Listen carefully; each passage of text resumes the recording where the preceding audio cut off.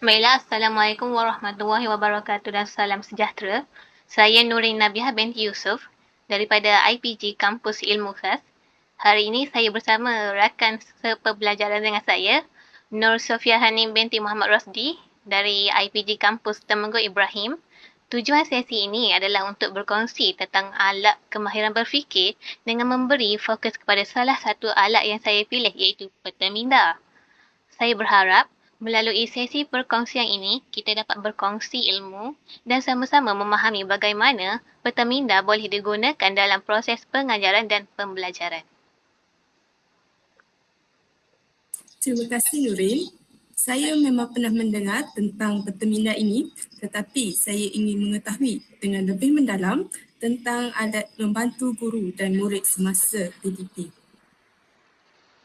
Sebelum itu, kita bercakap tentang peta minda. Bolehkah Nurin jelaskan dahulu apa yang dimaksudkan dengan alat kemahiran berfikir? Baik, terima kasih Sofia. Alat kemahiran berfikir ialah kaedah atau teknik yang digunakan untuk membantu seseorang berfikir secara lebih sistematik, kritis dan kreatif. Melalui penggunaan alat ini, seseorang dapat menyusun maklumat dengan lebih teratur, menganalisis sesuatu isu, menyelesaikan masalah dan membuat keputusan dengan lebih berkesan. Dalam dunia pendidikan, alat kemahiran berfikir sangat penting kerana guru bukan sahaja mahu murid menghafal fakta semata-mata, tetapi juga mahu mereka memahami isi pembelajaran, menghubungkan idea dan mampu mengaplikasikan pengetahuan tersebut dalam situasi sebenar. Sebagai bakal guru, kita perlu mengetahui pelbagai alat kemahiran berfikir supaya kita dapat memilih alat yang sesuai mengikut objektif pembelajaran. Saya bersetuju dengan Nurin. Tapi apakah kelebihan menggunakan alat berfikir dalam bilik belajar? Baik, antara kelebihannya ialah membantu murid menyusun maklumat dengan lebih sistematik. Selain itu, alat kemahiran berfikir ini juga meningkatkan pemikiran kritis dan kreatif kerana murid perlu berfikir sebelum memberikan jawapan atau membuat sebarang kesimpulan. Contoh alat ini juga membantu murid menyelesaikan sebarang masalah serta membuat keputusan berdasarkan maklumat yang diperoleh. Bukan itu saja, penggunaan alat kemahiran berfikir dapat meningkatkan daya ingatan kerana maklumat disusun dengan lebih jelas dan mudah difahami. Pada pendapat saya, apabila guru menggunakan alat kemahiran berfikir ini dalam PDP mereka, murid akan menjadi lebih aktif dan berani memberikan idea mereka sendiri. Baiklah, selain peta minda, apakah alat berfikir yang sering digunakan? Okey, terdapat beberapa alat kemahiran berfikir yang biasa digunakan. Antaranya ialah pengurusan grafik, peta minda, peta iting, cerita radar, peta labah-labah, 6 topi pemikiran, kod 3 dan juga penyoalan. Setiap alat ini mempunyai fungsi yang berbeza-beza. Sebagai contoh, 6 topi pemikiran membantu murid melihat sesuatu isu daripada pelbagai perspektif. Peta iting pula membantu murid mengembangkan kemahiran berfikir aras tinggi melalui 8 jenis peta pemikiran.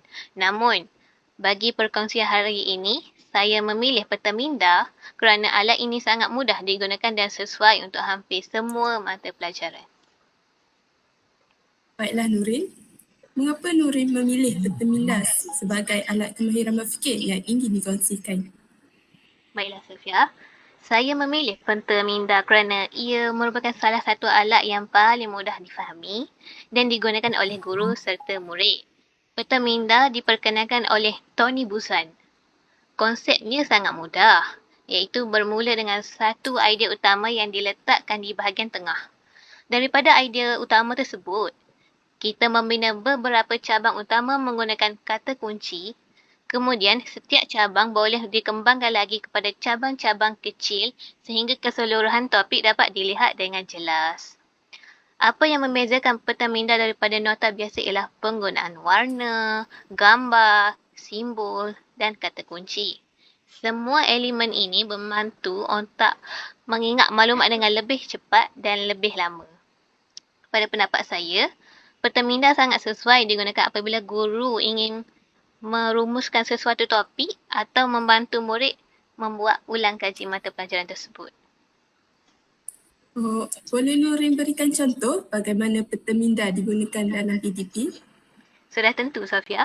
Sebagai contoh, saya membuat peta minda iaitu RPM, Rancangan Pendidikan Malaysia, dan peta minda ni berpecah kepada 4 cabang iaitu maksud RPM, objektif RPM, kepentingan RPM dan kandungan RPM. Setiap cabang ini dipecahkan untuk memudahkan pelajar membaca nota-nota ini. Mereka dapat memahaminya dengan baik. Seterusnya, di sebelah kiri saya juga merupakan peta minda yang bertajuk Guru Bitara Nadi Negara Menjana Transformasi Pembelajaran Digital. Peta ini juga dipecahkan pada 4 bidang iaitu Guru Bitara, Nadi Negara, Menjana Transformasi Pembelajaran Digital dan kesimpulannya. Peta minda ini dipecahkan untuk memudahkan pelajar memahami kesemua maksud yang ada dalam tema Hari Guru kita. melalui kaedah ini, murid dapat melihat hubungan antara setiap idea dengan lebih jelas. Selain itu, guru juga boleh meminta murid menghasilkan peta minda secara berkumpulan. Aktiviti ini dapat menggalakkan komunikasi, kerjasama dan perkongsian idea antara murid. Pada pendapat Nurin, apakah kelebihan peta minda berbanding dengan peta biasa? Nota biasa? Bagi saya, peta minda ni dia lebih menarik kerana menggunakan warna dan gambar seperti dalam pendidikan seni visual. Selain itu, murid tak perlu nak baca nota yang terlalu panjang kerana hanya ada kata kunci yang digunakan. Ini memudahkan murid membuat ulang kaji dalam masa yang singkat. Peta minda juga meningkatkan kreativiti kerana murid bebas memilih warna, simbol dan susunan cabang mengikut kreativiti mereka. Saya juga mendapati bahawa peta minda sesuai digunakan dalam hampir semua mata pelajaran seperti Bahasa Melayu, Sains, Sejarah dan Pendidikan Islam. Kalau Nurin menjadi guru nanti, bagaimana Nurin akan menggunakan peta minda dalam kelas? Jika saya menjadi guru nanti, saya akan menggunakan peta minda pada permulaan dan penutup PDP. Pada permulaan, saya boleh menggunakannya untuk mengaktifkan pengetahuan sedia ada murid. Pada akhir PDP pula, saya akan meminta murid membina peta minda sebagai rumusan terhadap topik yang telah dipelajari mereka. Melalui cara ini, saya dapat melihat sama ada murid benar-benar memahami isi mata pelajaran atau masih memerlukan bimbingan daripada guru. Saya juga percaya aktiviti seperti ini dapat menjadikan pembelajaran lebih menyeronokkan kerana murid terlibat secara aktif. Terima kasih Nurin atas penerangan yang sangat jelas. Saya mendapat banyak pengetahuan baru tentang peta minda ini. Sama-sama, Sofia. Sebagai kesimpulannya, alat kemahiran berfikir memainkan peranan yang pentinglah dalam membantu murid berfikir secara sistematik, kreatif iaitu berfikir secara mendalam dan kreatif. Daripada pelbagai alat yang ada, saya memilih peta minda ni kerana alat ini mudah digunakan, membantu menyusun idea dan meningkatkan kefahaman secara lebih mendalam kepada murid terhadap sesuatu topik yang dipelajari.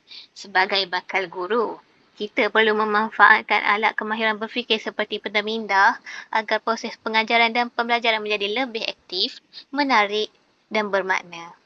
Terima kasih kepada Sofia kerana sudi menjadi rakan pembelajaran saya dalam sesi perkongsian ini. Sekian saja daripada kami. Sekian, terima kasih.